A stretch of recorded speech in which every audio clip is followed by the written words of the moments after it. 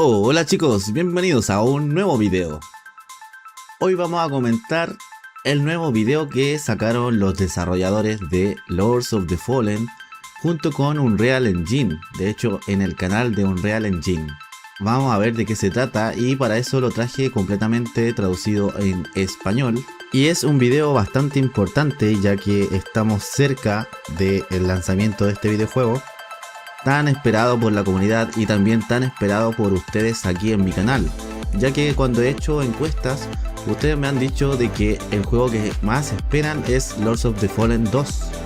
Y esta entrevista es importante ya que aparece el director del juego, que es James Lowe, junto también con Tamara Moss, que es productora del juego, y otras personas que van a hablar acerca del diseño y de cómo esto ha evolucionado a otro nivel, justamente desde el reboot de Lords of the Fallen de 2023. Así que sin más preámbulo, vamos allá.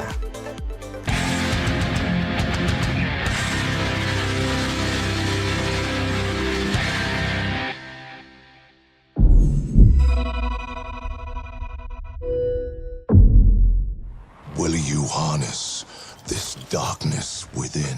So with Lords of the Fallen 2, our main mission was to push everything one step further. We wanted to take all of the key features, the identity of what we had built, and push it into some new territories where it really excite players and put our stamp on the genre. We really had this mission of wielding Unreal like a weapon, like the lamp bearer with a great sword. We understood the engine now, we understood what it can do, how it can push our features even further. One of the biggest keys for Lords of the Fallen 2 is Umbral, our dual realm mechanic where you can go from Axiom to the realm of the dead seamlessly whenever you want, or sometimes when you don't want to go. Achieving this can be incredibly challenging because all things are working at the same time. Enemies still exist even if the player does not see them. So for us, when you hold up the lamp, a lot is behind the engine there, and that's where Unreal really pushes this forward and makes it really possible for us to do this. Really being able to use Lumin to dial in on how that world feels, having AIs being able to spawn and attack you but then despawn when you put the lamp down. It is a crazy complex thing for us to pull off, but with the power of Unreal 5, we're able to. The way that we build the dual worlds, in the previous game we did everything completely manual. So we built Axiom, and then on top of Axiom we built everything in Umbral. Of course this was incredibly time consuming, but now for Lords of the Fallen 2, thanks to the Unreal Procedural Generation Framework. Wow. O sea que ahora han podido generar un mundo mucho más rápido y mucho más moderno. Porque si recuerdan el primero, el reboot de 2023, estaba lleno de diseños que eran prácticamente un copy-paste. Había muchas cosas que estaban repetidas, pero sí estaban bien puestas, bien ordenadas.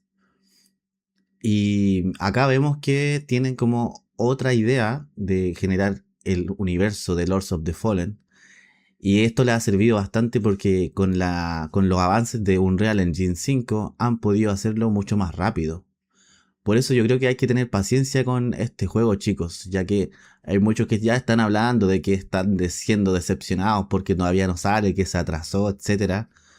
Yo creo que tienen que tener un poco más de paciencia porque aparte ellos no quieren caer en lo mismo que les pasó con Lords of the Fallen Reboot. Así que yo creo que por ahí va. Están haciendo las cosas muy bien para que no hayan tantos bugs. What we are able to do is build Axiom, and they set some parameters, and tweakable by artists of course, that they are able to populate all the Umbral with all the horrendous things that we have in there.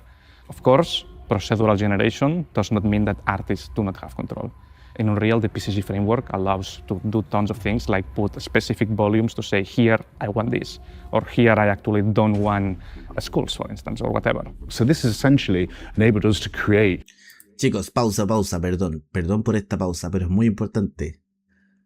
Quiero que en este momento comenten, Axiom o Umbral. Dejen en los comentarios cuál es su favorito y por qué. Our second realm almost immediately. So now going forward, procedural generated content is now an integral part of our pipeline going forward from this game to all of the games. Something that we wanted to really push forward within this is more autonomy for the developers themselves. And the gameplay ability system has literally been a layer on top where our teams can essentially go in, they can tune how a boss acts, they can tune how enemies like cool down, they can tune when they engage and when they disengage. We are able to create tons of different combat situations in an incredibly fast way. Designers then are able to simply modify the animations, modify the data, and with that create behavior. To put an example, for us, if we have a boss that suddenly starts rushing at you, jumps and throws a big ability from the air that causes tons of explosions, that is zero programming for us. Designers are able to create all that using data. And being able to have that level of control for our designers and essentially save on programming resource has enabled us to really hone in on what we find great with our combat system in the new game. E incluso yo creo que con la IA actualmente se está trabajando bastante, como lo hemos visto con varias empresas bien grandes como Square Enix y otras más que están haciendo videojuegos a una velocidad pero brutal. When we released the last title, I would say the biggest lesson we learned was performance and optimization. And this has formed how we look at our dual role systems, how we look at our gas systems, how we look at just player movement, combat. Absolutely everything has performance in mind. We use Unreal Insights and automated testing a lot to make like double realm gameplay happen for single player and multiplayer. From all our levels, everything is automated and get basically daily results. So, for example, we have splines that run through the level autonomously, essentially judging where things are going to spike, what areas of concern that we need to then touch or optimize. It can even spawn player abilities to essentially mimic a real gaming situation. So this is just running constantly and allowing us to not waste our efforts trying to find where things dip, but being told where things go.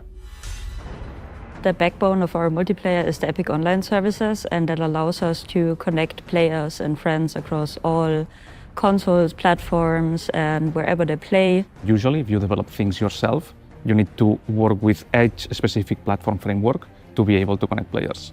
The good thing about Epic Online services is it's one solution that solves everything.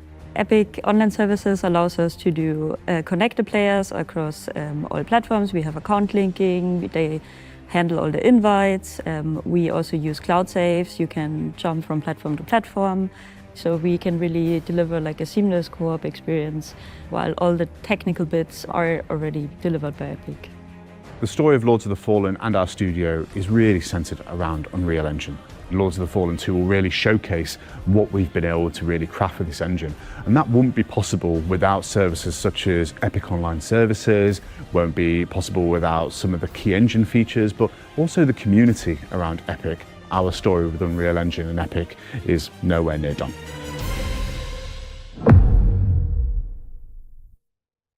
Chicos, quiero poner aquí un punto muy importante en la mesa.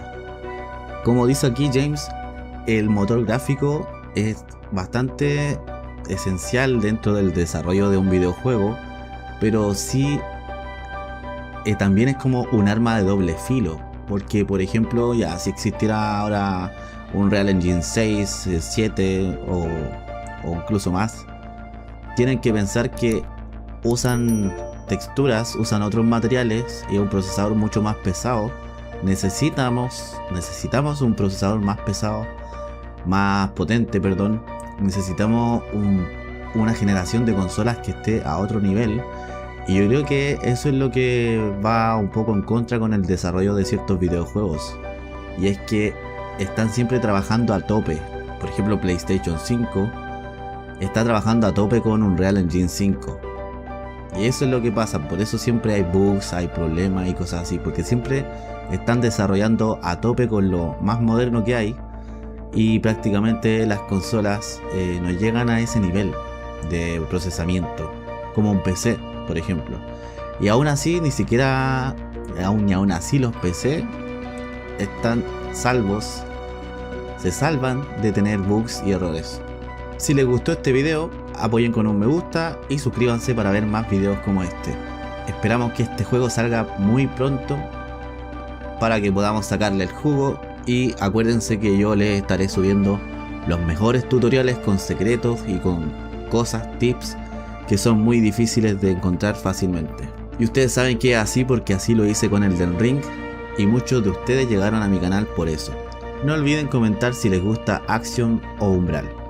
Saludos y nos vemos en el próximo video.